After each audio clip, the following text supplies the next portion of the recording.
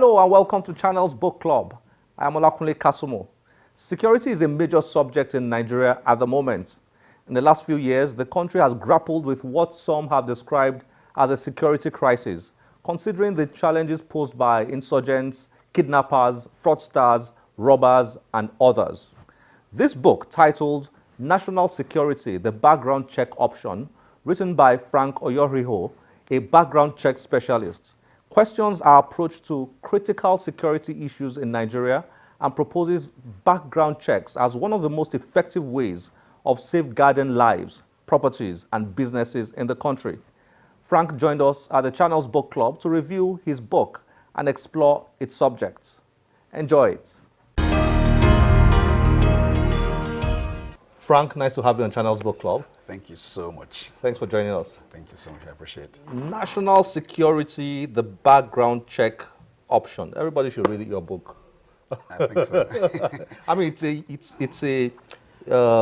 it's a national issue. Yeah. It's an international issue. It's a global issue. I mean, I could speculate, but I'd like to hear from you. Why did you write this book? What led to it? Okay, thank you.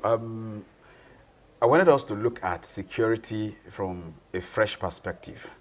Each time you talk about security, what comes to mind is police, soldier, bomb, gun, and all that.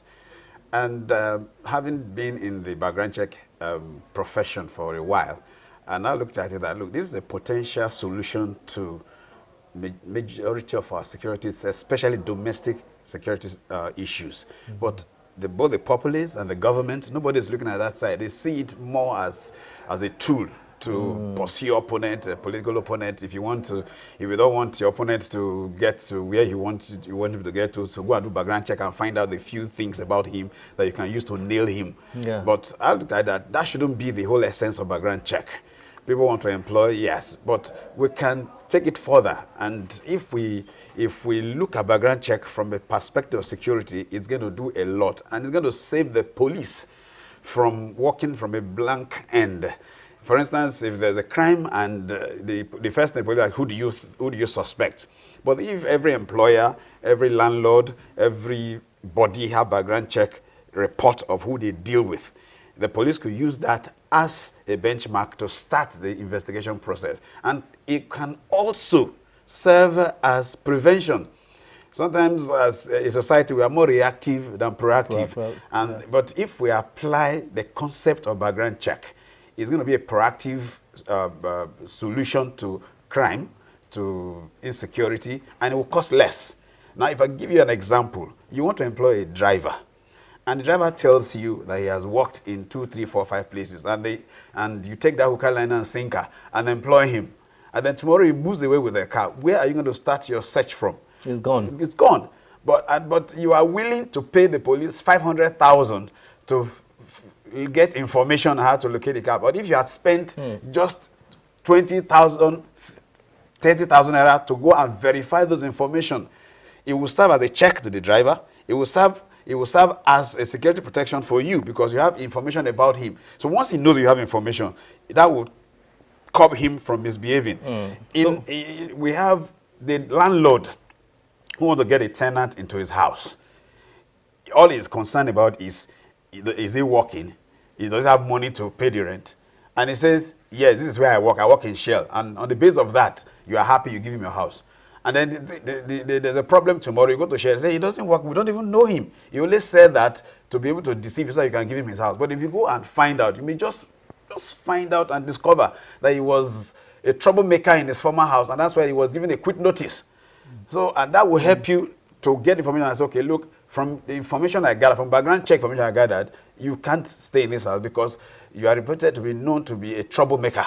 That has saved the other tenants the problem or the trouble of giving a criminal, so to say, an opportunity to be in the house. So those obvious realities led you to write the book. The government one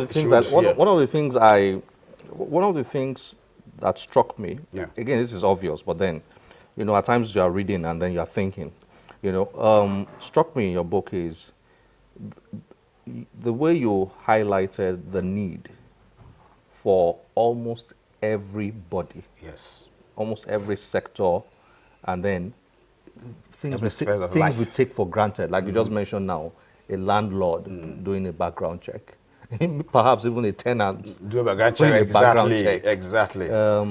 School owner, a parent who wants to take a child to school, the insurance sector, the banking sector, the various sectors of the Yeah. economy and all that. So it's something that cuts Across every sphere. board. And then, but unfortunately, it's almost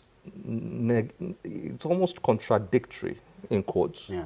to the culture we have built of not doing it before employing people. Yeah, that's like I said initially, we are very reactive.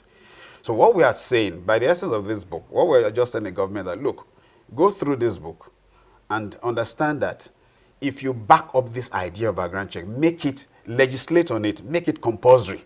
Let people be held responsible if there are issues and you say, okay, do you have a background check report of this person? And he says no, then sorry, we can't help you.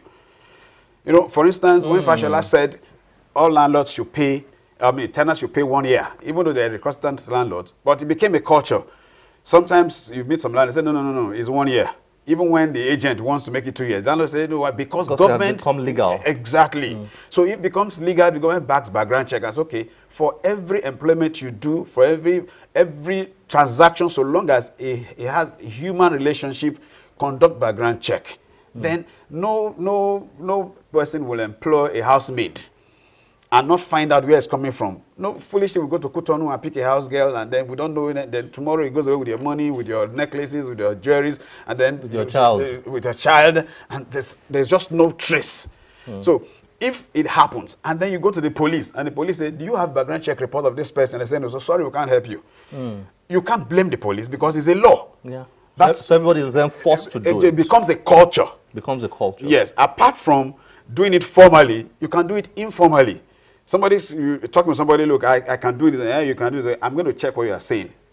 You say, yeah, no problem. So if he says, no, what is the essence of checking? Then you know that something is wrong.